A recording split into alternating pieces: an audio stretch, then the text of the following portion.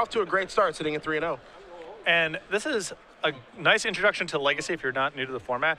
It's very easy to look at a list like Ad Nauseam, this combo deck, and look at a deck squaring off against a deck that has Thoughtseize, Force of Will, and just assume the Ad Nauseam deck has no shot in the matchup. This is actually light on the amount of hate required, at least game one, in my opinion, to have a good matchup against Storm.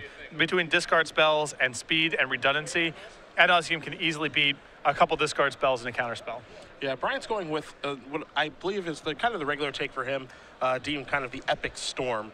That's what he's playing here. He's got Burning Wishes in his main deck, 4 of them. No kill in the main deck outside of Empty the Warren, so his plan is to Burning Wish 4 Tendrils and kill you that way. So that's what he's going to try to do here as he starts by sacrificing a Scalding Tarn. He's down to 19, and we are underway here in round number 4 of 8 in Syracuse. And Charlotte's Agent is a big cost in this kind of matchup, not necessarily because of the cards in the deck, but because of the cards that Lloyd cannot play. You don't want to cascade into counter spells for obvious reasons. So things like Spell Pierce, Counter Spell, Daze, etc., not cards that Lloyd can play with, and so he's very light on disruption. This is a duress. You're going to see a hand of 2 Brainstorms, a Tarmogoyf, and a Jace the Mind Sculptor. Better than all. Brainstorm is going to bite the dust, as Cook does record the information before passing the turn back over to Kurth. You can see on Kurth's board, he does have an Underground Sea, along with a copy of Deathrite Shaman, one of the most powerful cards here in Legacy. It appears as though Lloyd has picked up Hymn to Torak this turn. There's 1 copy in his main deck, and that's pretty much the best card he can draw at this juncture to slow down Bryant's development. Timely. Certainly timely here, as Bryant will lay out those 6 cards. We'll do a little bit of rolling of the dice. 6 will be a re-roll, I imagine. And that'll be a 3. So Cook is going to lose 2 cards. A Cabal Therapy and a Rite of Flame do go to the graveyard for Bryant. Bryant will draw a card. Knows what Kurth drew last turn, which was the Hymn. So we'll see if he can actually get working here, since he doesn't have to worry about a card like Force of Will. Looks like he will just cast a Ponder. So Storm is a critical mass deck. It's not like Sneak and Show, where you need A plus B and you win the game. It's about having a density of rituals and draw effects. So cards like Hymn to Torak are very effective forms of disruption, almost no matter what Lloyd gets out of Bryant's hand, because it prevents Bryant from building up the critical mass of cards required to go off. Bryant looking at a Lotus Petal and a Lion's Eye Diamond right now. Burning Wish you also see. He's just going to pass the turn back over to Kurth. Kurth's going to untap, take a draw here, picks up a copy of Bayou, and he will play a Brainstorm right away. So 3 cards coming for Lloyd. 1 is a Thoughtseize, 2 is a Brainstorm, and 3 is a Jace the Mind Sculptor. So he'll have to put 2 of those back before he does move forward. One thing to note here, there's no fetch land here, so he's going to be a little Brainstorm locked. Yeah, can't shuffle his deck, so he's stuck with his next 2 draw steps being informed. 2 copies of Jace, not providing much help here when he's light on mana, but picking up a Thoughtseize here is excellent for Lloyd. So we'll take a look at Brian Cook's hand. You're going to see a Burning Wish along with that Lion's Eye Diamond, a Lotus Petal, and a fetch land. I imagine Lloyd's going to take the Burning Wish here. No guarantee, of course, but he will record the information before he does make his decision. Yeah, it's tough to cut Brian off of mana with this hand because he has lands and redundant artifact mana. So it makes the most sense, in my opinion, to take his 1 piece of business, which is the Burning Wish. The Lion's Eye Diamond does enable all sorts of sequences from Brian's deck as well. Yeah, LED is a pretty scary card. I think those are the choices between LED and Burning Wish. And Kurth is certainly going to take some time here to figure out exactly what the right card is to take. Now, something that has to be a bit of a worry for Lloyd here is he's not generating very much pressure. Now, next turn, he has the opportunity to cast Tarmogoyf, but he can't just sit back on this disruption all day. He eventually has to get something proactive going, because with enough time, Brian's going to be able to weather the storm and rebuild from these initial discard spells. And it's going to be a Burning Wish that goes to the bin. Kurth looking at a Tarmogoyf in his hand, going to attack here for 1. Just pass the turn back. Cook draws a card. It's another copy of Ponder. He's going to start by playing a Misty, as he knew the next card he was going to see, so he wants to get a fresh look at things. One thing I do love about watching Cook play, outside of being just a master with Storm, is his deck is absolutely beautiful. Yeah. I mean, the deck that Brian's playing here, I assume has, you know, a 5-figure street value. Yeah, wouldn't surprise me at all. Assembling this thing must have been a labor of love.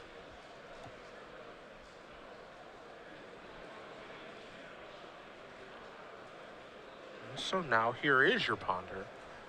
So 3 cards to look at here for Cook. Don't get a great look at him. He's kind of hiding, and there's a dark ritual among them. And we'll see if he's happy with what he's found. He shuffles relatively quickly, so a mystery card coming. Yeah, at this point, Bryant just looking for a big piece of action. Infernal Tutor, most notably.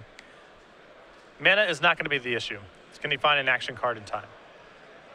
And he is going to have a fair bit of it. Keep in mind, Lloyd Brainstorm locked. Really, with only Deathrite Shaman and Tarmogoyf he can cast next turn as pressure. Some dead draws coming because of the Jace the Mind Sculptors. Gitaxian Probe gives Cook a good look at Kurth's hand. You see the Jace and the Tarmogoyf there. Cook's draw off of the Gitaxian Probe was a copy of Burning Wish. So we'll take a look at the graveyard here, see if he can get anything going or not. He's going to play Lotus Petal. Here's the Lion's Eye Diamond, so he's going to get moving right now. He's going to cast a Burning Wish. With that on the stack, he breaks the Lion's Eye Diamond. Still add some mana. Did cast a couple of spells a turn. We could see an Empty the Warrens here. That's exactly what we are going to see. So there's going to be a lot of Goblin tokens. You count the Wish, the Petal, the Lion's Eye Diamond, the Probe, the Ponder. That's pretty easy. 12 Goblins right there. Yep. So here they come. A whole bunch of them.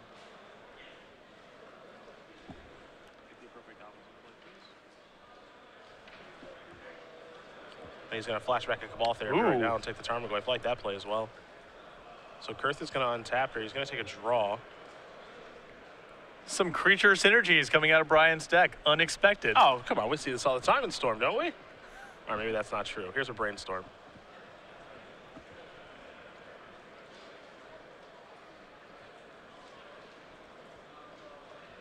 Seen Abrupt Decay, among other things here. And Lloyd Kurth says, you know what? That's good enough for me. I don't find anything that I need. He did actually have an out in that situation. He has a Toxic Deluge in his deck. Yeah, but he was Brainstorm locked there. He found no way to shuffle, so writing's on the wall there. He's going to die in 2 attacks. And so Bryant Cook does win game number 1 here over Lloyd Kurth. Ad Nauseam Tendrils. The Storm deck does win game number 1 over Charlotte's Bugs. We take a look at the sideboards here. We will start with Lloyd's deck, as he will be on the play for game number 2. He's got 2 copies of Nile Spellbomb, a Null Rod, 2 copies of Disfigure, 2 Flusterstorm, a Force of Will, 2 copies of Golgari Charm, a Liliana of the Veil, 2 Hymn to Torak, 1 Thoughtseize, 1 Toxic Deluge. Actually got a lot of options here. Yeah, I like bringing in the additional counter spells here with the 2 copies of Flusterstorm. I think Null Rod is reasonable here. Nile Spellbomb isn't even that bad because sometimes Bryant has to go off through Past in Flames, so Nile Spellbomb is a piece of disruption there. The Thoughtseize, the 2 Hymns, the Liliana of the Veil, the additional Force Will. There's a lot to like for him to bring in this matchup. Gets to cut a lot of his creature removal that doesn't do a lot here. May want to get away from Charlotte's Agent altogether because he's bringing in some counter spells, and it's a little slow to the table to begin with. Maybe Ancestral Visions is too slow for the matchup, but he has a lot of good options to bring in here. Yeah, trying to get the value of the Ancestral Visions in this matchup seems kind of hopeless. You don't have time to set that stuff up. It feels like something you can do in games you're already winning. Yeah. On Cook's side, what do you see? I imagine a lot of Wish targets. Yeah, because of Burning Wish, a lot of his sideboard slots are spoken for here. Past in Flames, a Tendrils Agony, an Empty the Warrens, a Grave Shot, an Infernal Tutor, a Thoughtseize, and a Void Snare, a new addition from M15. That's pretty cool. As far as cards he can actually sideboard in, 2 Chain of Vapor, 2 Pithy Needle, 2 Xantid Swarm, 2 Abrupt Decay. Because Lloyd has a mixture of discard and counter spells, I don't know if any of his disruption really works here. He may want to bring in a couple of copies of Abrupt Decay just to slow down Lloyd's clock, you know, take care of a Tarmogoyf, take care of a Deathrite Shaman, what have you. But I think it's pretty reasonable for Bryant just to present the same 60 cards he showed in game 1. Not a lot to like in the sideboard here to bring in, though I think Abrupt Decay is reasonable. I feel like the matchup is pretty favorable for Bryant. I mean, especially game 1. Yeah. I think it's very good. I mean, you know, Lloyd doesn't have a lot of help game 1. He actually drew a Singleton, Hymn to Torak, and a Thoughtseize, and lost in pretty short order. Yeah, that's a very good clinic on the power of a deck like Ad Nauseam in Legacy. Lloyd's draw was not bad. I mean, there's about as much disruption as he can realistically ask for from a game 1 scenario with his deck, and still died very, very early in the game. Well, while these 2 players do shuffle up, one place that you can play Legacy if you like to is SCG Game Night, and it is coming in September. Yeah, August 11th is the deadline for signups, so make sure to take care of it if you want to be participating in September. Also, international signups are now available as well. So this will be held at all stores that sign up. 2 pins and 8 foil tokens each week, new pins and foils each month. What you see on the screen right now, that's the September design. Every Wednesday night, starting in September. StarCityGames.com/game night for more information. This is supposed to be a little more casual focus, sanctioned, unsanctioned. Formats are optional. Just get some players into your store, playing every Wednesday night. Because we want players to be walking away with those squirrels.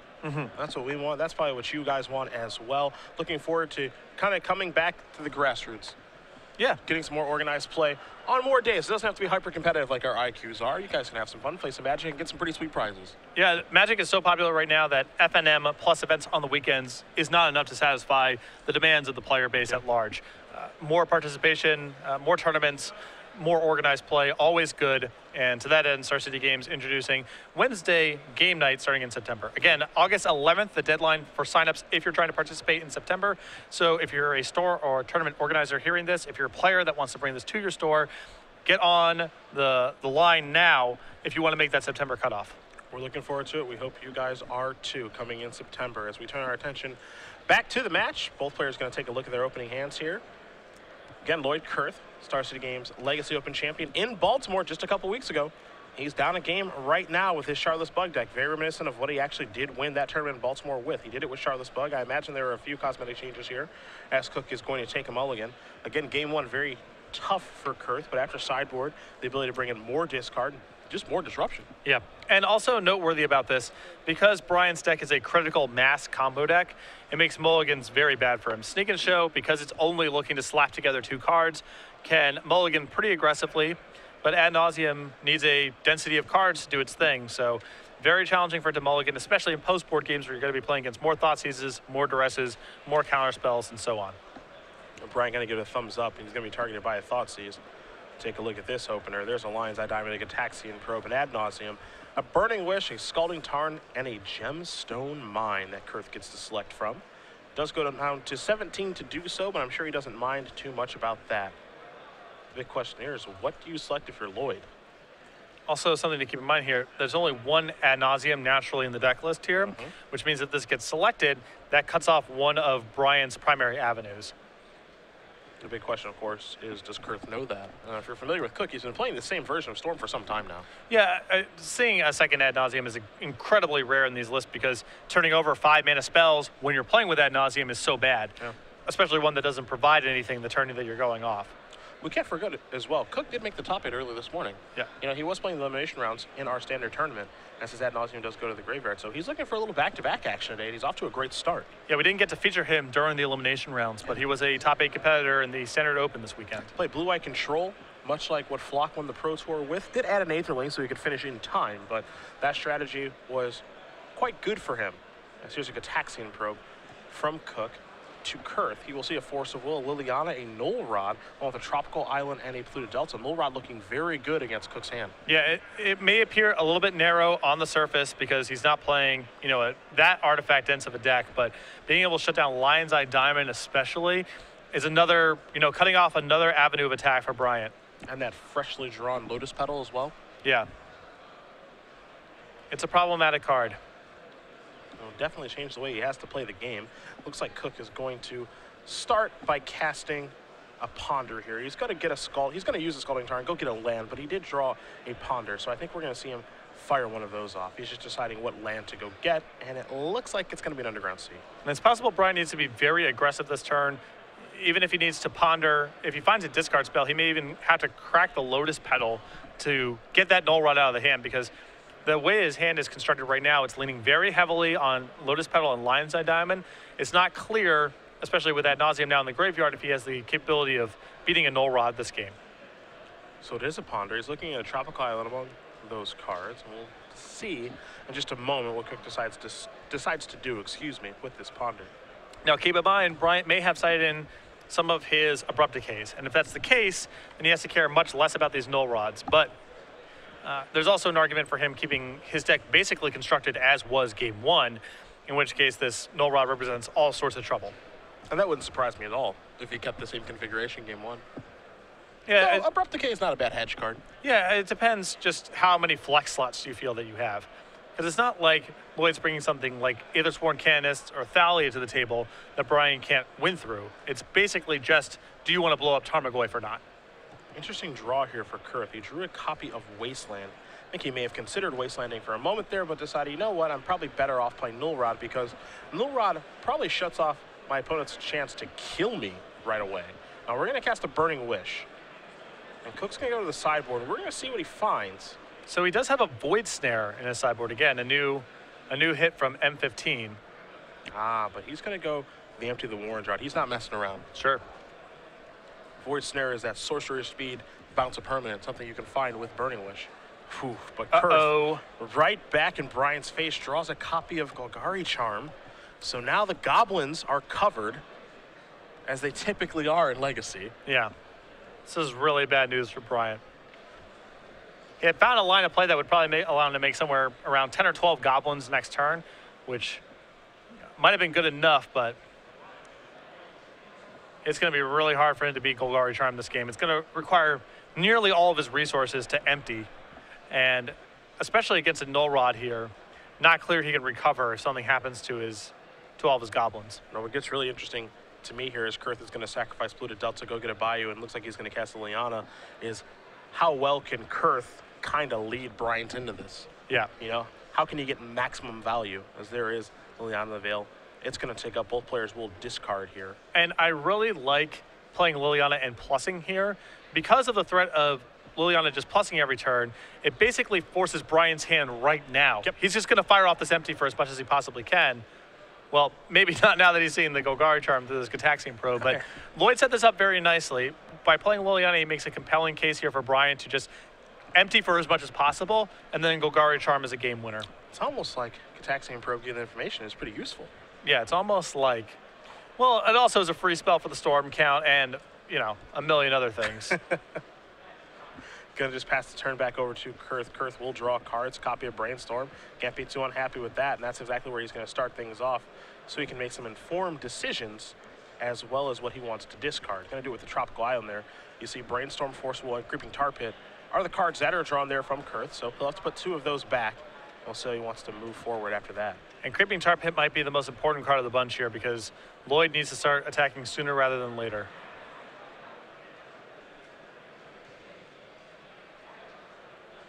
Cannot wait here all day long, even with a Liliana plussing.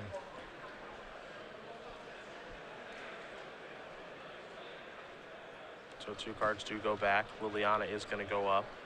Looks like it looks like he's going to get rid of Force of Will. This is actually pretty interesting too, because now a land's going to come down, I believe. Yeah, he's going to use the Wasteland. His last card in hand is actually just Brainstorm. So if you're Cook, you might be thinking, oh, okay. Well, the last card might be Charm, but it's not. It's a Brainstorm. He gets to get a good look at it too. Yeah, that's a great play by Lloyd there. Able to hide the Golgari Charm. Bryant actually drew Duress this turn. Kurth going to draw cards, Creeping Tar Pit. Now here's a Brainstorm again. Again, I allow him to make informed decisions on what to discard with Liliana. He's going to Abrupt Decay, an Underground Sea, and that Charm is what Brainstorm has found. Creeping Tar Pit also in those cards. You see Kurth just consistently hiding the cards that matter right now. Going to take Liliana up. Going to lose the Underground Sea. Lotus Petal is what Cook's going to discard. There's a Creeping Tar Pit. So now Kurth has found his clock. Cook draws a card. Going to play a Scalding Tarn, we think. It's sort of an awkward spot that Lloyd's in right now because he doesn't want to continue to plus the Liliana if Golgari Charms the card in his hand, because that's an incredible insurance policy. Yeah. But he also wants to continue to plus the Liliana because keeping Bryant off of a density of spells here is critical too. So yeah, I wouldn't be surprised if actually the way that Kurth at the top of his deck is Abrupt Decay first, then Charm second, so that he can just draw the Abrupt Decay and just discard it and keep, you know, rocking and rolling here with Liliana. We'll see what he draws, though. Didn't get a great look. Tar Pit's going to come in for 3, though. Now we're going to start working on Bryant's life total, says Kurth. So Cook goes down to 12. And it's very telling, of course. If Kurth doesn't activate Liliana, as far as going up goes, that means he has Charm in his hand. Or something of significance, yeah. Most likely the Charm. There is a Volcanic Island to go along with a sea and a Trop there for Cook. So Bryant can take the Golgari Charm with the Duress and start to break out of this a little bit, but it's still going to be hard. I think Cook may have drawn a copy of Pithing Needle. I'm not sure. Yep, there are 2 copies in his sideboard. All right, here's a Ritual. This might be a Duress. 3, 4, 5. So he can choose between either needling or duressing, but not both. Yeah, he got the charm. 3 and 4. This isn't the most impressive empty of the warrants we've ever seen, but it's better than nothing. Yeah. So 6 goblin tokens are going to come into play.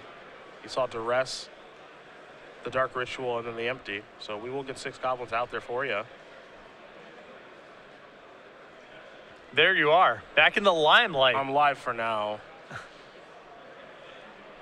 not feeling particularly great about it, though. Yeah. Not as many of you as there was in the first game, unfortunately. True, even though I was out there only briefly. Now, Kurth could really work away with these goblins. Or, he could sacrifice. He can make Liliana go down, sacrifice 1.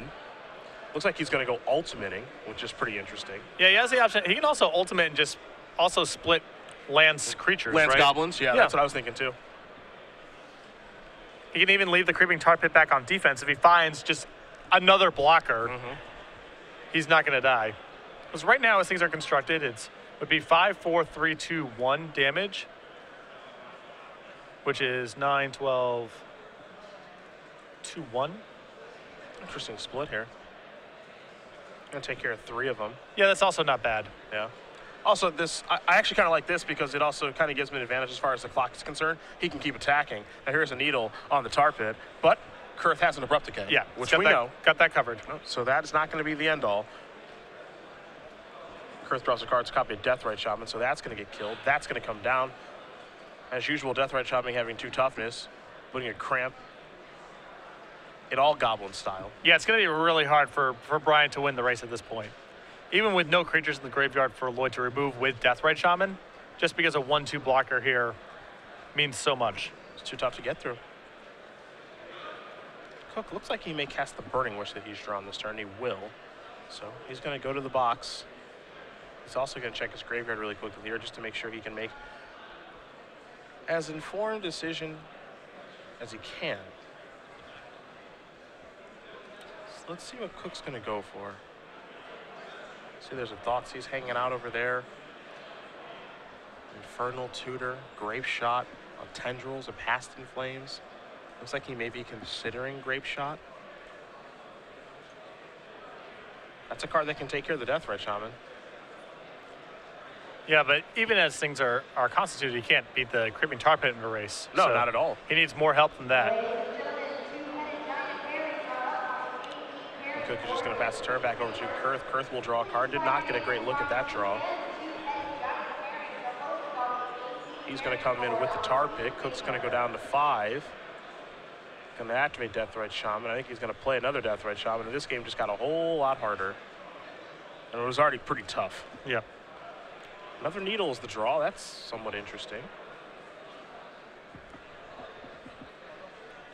I guess the question now, though, is which one do you name? I think what he can do here is needle the Tar Pit because he can't stop it with the Grape Shot.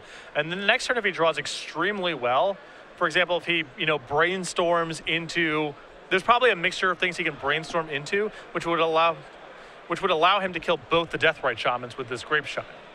So it's some long odds, but not impossible. Yeah, it's only getting tougher. Never mind. Yeah. There's Tarmogoyf.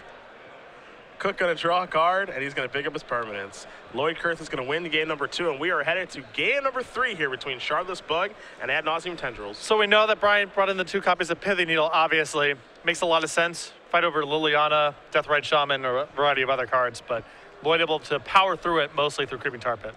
Game number 3 will be underway here shortly. We'll see if either player does change the way that they do want to sideboard here. Again, Cook doesn't really have a lot of options because he's a Burning Wish sideboard, but we did see, Pithy Needle come in, 2 of those. I imagine there are some Abrupt Decays in his deck as well. Yeah, he's looking at him right now.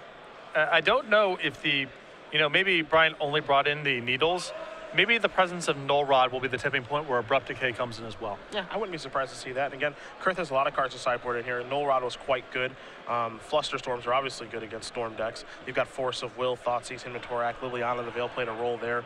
the Golgari Charms as well. So a lot of options here for Lloyd. And we will be underway in game 3 in just a moment for you guys at home. But before we do want to talk about our premier IQs here on the Open Series circuit. We got a modern one going on right now. Yep, they're every Sunday on the Open Series, 10 a.m. start times, modern, $5,000 in cash prizes, open points to all participants, with the top 4 receiving invites to the Invitational.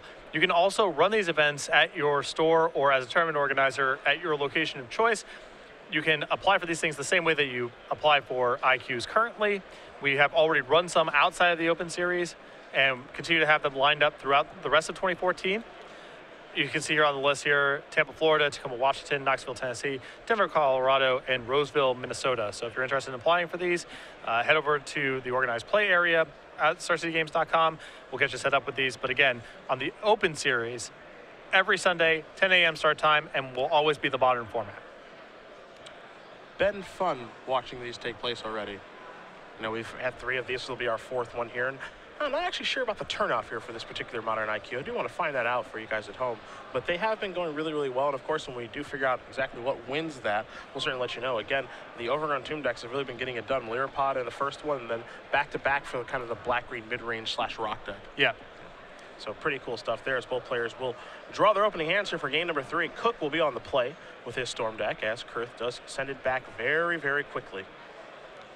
It's very cool to have the IQs exist as a way of consistent modern content, because modern, you know, it's not a Pro Tour format anymore, at least for next year.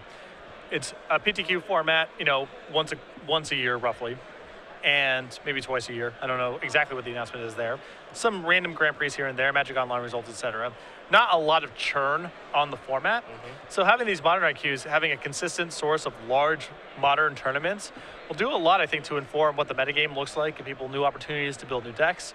It'll be cool. I think it'll be really good for the format to have tournaments that are large and consistent. Yeah, I think so too. And modern is easily my favorite format in Magic now. So it's pretty sweet that, you know, on the off chance that maybe I do get a weekend off to play in an Open Series, I have the option to do that as well. I find that I like all formats in small doses. I'm not a small dose kind of guy. Gitaxian Probe. Gonna start things off here in game number 3. We've got a Delta, a Verdant Catacombs, a Deathrite Shaman, a Force of Will, Liliana the Veil, and a Golgari Charm. So this hand for Kurth allows him to play Liliana on turn 2. Yeah, but he might die on turn 1, something that's ad nauseum is fully capable of. Absolutely. And he has no protection here from a turn 1 kill, so we'll see how good the hand is. Looks like they're just gonna go Cantrippin, Tropical Island into a Ponder.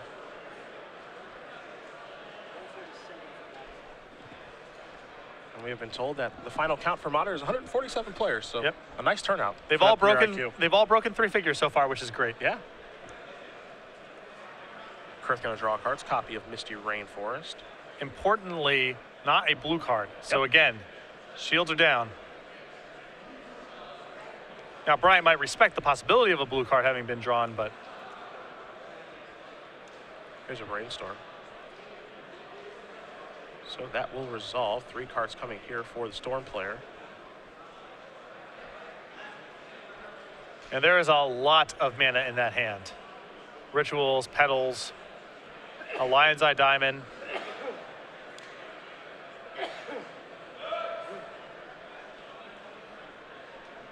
It's an interesting Brainstorm. It doesn't look, by the looks of things, what he's putting back right now, Bryant does not have a hand that can kill this turn. He's shuffling away some mana. Yeah. Could have sacrificed the Misty. Go down to 17.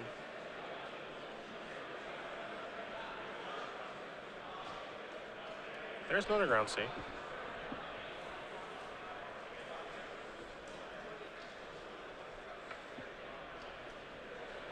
So it would not surprise me if this turn is a duress effect from Bryant and then an attempt to kill the following turn. So the Ponder for now. 2 and 3. A quick shuffle. Did not like what he saw off that Ponder at all.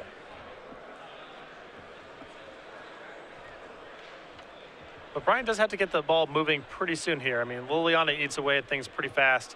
Also don't want to risk Lloyd finding a blue card to pair with that Force of Will.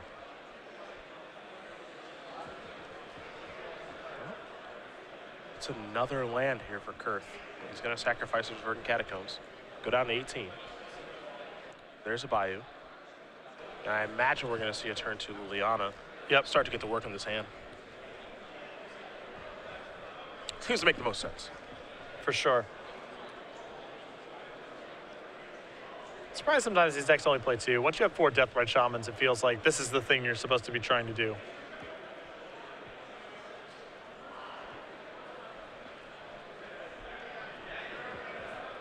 Looks like the Lotus Petal's going to go to the bin. There goes Swamp for Kurth. Pass the turn back. Cook draws a card. Now, if Cook has been paying attention, he knows that was one of the draw steps that Lloyd had, was that Swamp. Since he has the information from the first turn. The other card that Lloyd has drawn in this game is the Misty Rainforest, which he has not displayed yet. See an Infernal Tutor and a Burning Wish there in Cook's hand.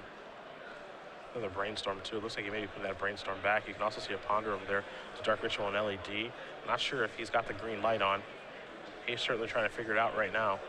Yeah.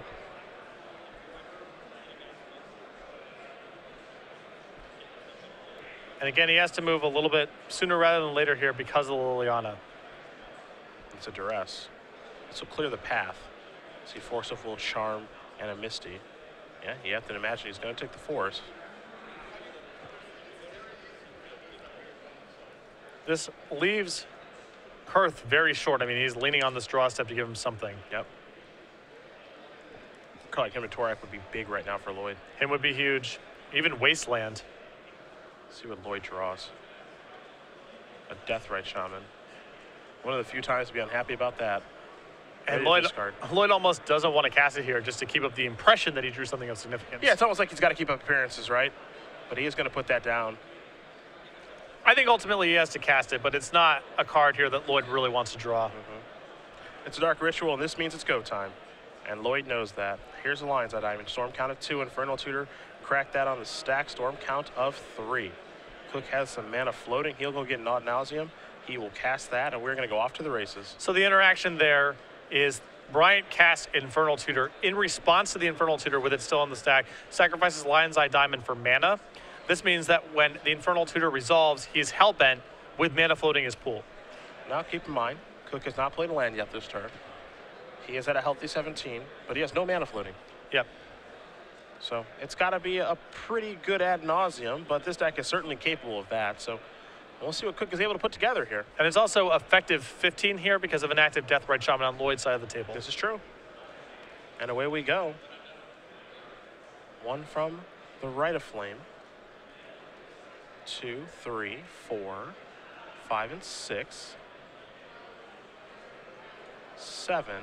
And he might stop here. As he takes a look at the graveyard, has to remember that he can lose something in the graveyard because of Deathrite. Yeah. Another Lotus Petal. And these petals are huge because they allow Bryant to chain together rituals of various colors. For example, he can play the Volcanic, Rite of Flame, play a Petal, and Dark Ritual. He needs all this sort of stuff to generate sufficient mana. That's going to be 11 damage now. He already had one of those. So he's at 6, and he will stop. So he will continue just to play those cards face up, as that is his hand. He plays his land for the turn, so now it's time for a Dark Ritual. He's got 3 black mana floating.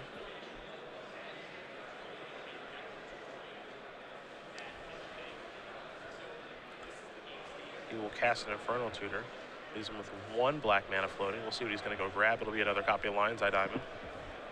Of course, revealing the Lion's Eye Diamond that he has in his hand. Yeah. Because he's not hellbent. This allows him to play all this mana here. And if he wants to, can Infernal Tutor, or can play his Lion's Eye Diamonds, and then Infernal Tutor for Passing Flames with a boatload of mana. Yep. And keep the party going then, too. So he plays a Lotus Petal, plays the other Lotus Petal, casts a Rite of Flame, then 2 Lion's Eye Diamond. His eye is going to play Infernal Tutor, and Lloyd says, I have seen enough. Bryant Cook is going to win this match over Lloyd Kurth. 2 games to 1, and Storm takes down Shardless Bug. Cook moves on to 4-0. Yeah, that's a very good demonstration of the power level of this deck. Now, Lloyd didn't really do too much in Game 3 there, only cast Liliana the Veil, but you need a lot of disruption or a really quick clock or lockout pieces, things like Trinisphere, Chalice on 1, etc., to have a really good matchup against this deck. Yeah, I thought that Lloyd kept a pretty good hand. You know, turn 1 Deathrite, turn 2 Lily